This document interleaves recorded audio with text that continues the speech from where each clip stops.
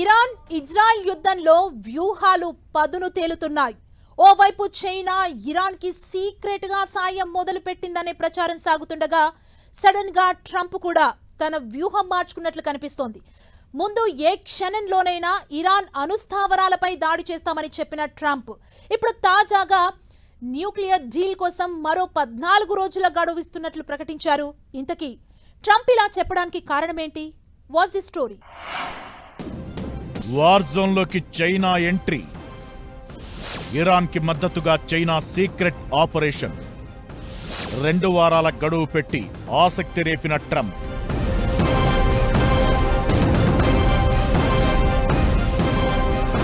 Iran Israel war జోన్లో ఆసక్తికర మలుపులు చోటు చేసుకుంటున్నాయి. అలానే టెన్షన్ వాతావరణంలోనూ ఎత్తుకు పై ఎత్తులు వేస్తున్నారు దేశాధినేతలు. మిడిల్ ఈస్ట్ ప్రాంతంలో యుద్ధం ప్రారంభమై వారం రోజులు దాటగా ఇజ్రాయెల్ కి సపోర్టుగా అమెరికా మాట్లాడుతోంది. దీంతో అటు చైనా రష్యా రెండూ కూడా ఇరాన్ కి మద్దతు ప్రకటించాయి. యుద్ధం ఆపేయాలని రష్యా అధ్యక్షుడు పుతిన్ కోరగా చైనా అధ్యక్షుడు షీ జిన్పింగ్ మాత్రం సీక్రెట్ గా తమ సైనిక సాయం కూడా ఇరాన్ కి పంపుతున్నట్టు తెలుస్తోంది. టెల్ అవీవ్ తో యుద్ధంలో ఇరాన్ కు చైనా బోయింగ్ విమానాల్లో ఆయుధాలు పంపుతున్నట్టు తెలిసింది. ఫ్లైట్ ట్రాకర్ డేటా ప్రకారం యూరోపియన్ ఇంటెలిజెన్స్ ఈ మేరకు ఓ నివేదిక బయటపెట్టిందంటున్నారు. జూన్ 14 నుంచి దాదాపు 5 బోయింగ్ 747 విమానాలు చైనాలోని వివిధ ప్రాంతాల నుంచి బయలుదేరాయి. అవి కజకిస్తాన్, ఉజ్బెకిస్తాన్, తుర్క్మెనిస్తాన్ మీదుగా ప్రయాణించి ఇరాన్ వైమానిక ప్రాంతానికి చేరుకున్నాయి. ఇక ఆ తరువాత అవి ఎటు వెళ్లాయనేది అంతు చిక్కడం లేదు. ఇరాన్ నుంచి ఆ 5 విమానాలు లగ్జంబర్గ్ వెళ్లాల్సి ఉండగా అవసలు యూరోపియన్ గగనతలంలోకి ప్రవేశించలేదని తెలుస్తోంది.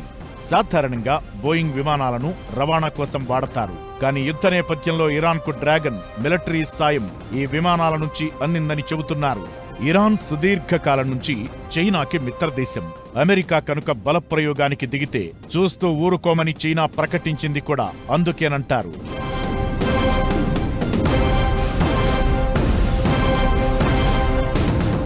మరోవైపు అమెరికా అధ్యక్షుడు ట్రంప్ వ్యూహాత్మకంగా వ్యవహరిస్తున్నారు.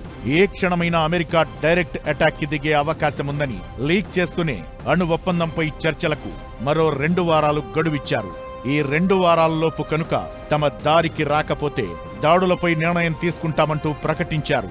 దీన్ని 2 రకాలుగా అర్థం చేసుకోవచ్చు. నిజంగానే ఈ యుద్ధాన్ని ఇంతకంటే పెద్ద స్థాయికి తీసుకెళ్లకూడదని డిసైడ్ కావడం, భయపెట్టి ఎమోషనల్ గా ఇరాన్ను డౌన్ చేసి తమ దారికి తెచ్చుకోవడం అనేది మొదటిది కాగా, ఈ 2 వారాల్లోపు ఇరాన్ని వీలైనంత డ్యామేజ్ చేయడం అనేది రెండోది.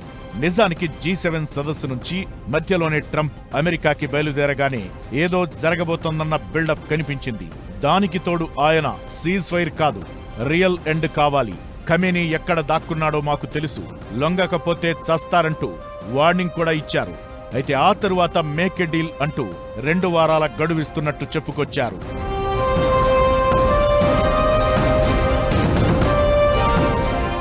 ఇజ్రాయెల్ మొదలుపెట్టిన రైజింగ్ లయన్లో అమెరికా ఇంతవరకు డైరెక్ట్ గా ఇన్వాల్వ్ కాలేదు.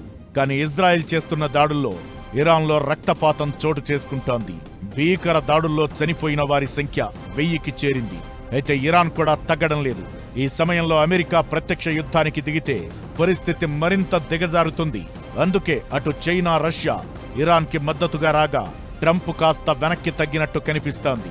అయితే అది పూర్తిగా కాదు, కేవలం బయింగ్ టైం అంటారు. ఈ 2 వారాల గడువులో ఏమైనా జరగవచ్చు. ఇరానే స్వయంగా అమెరికాతో అణు చర్చలకు రావచ్చు, లేదంటే అమెరికా తన ఆయుధ వ్యవస్థని సన్నద్ధం చేయొచ్చు. పరిణామాలను గమనిస్తున్న వారు అంచనా వేస్తున్న పరిణామాలివి.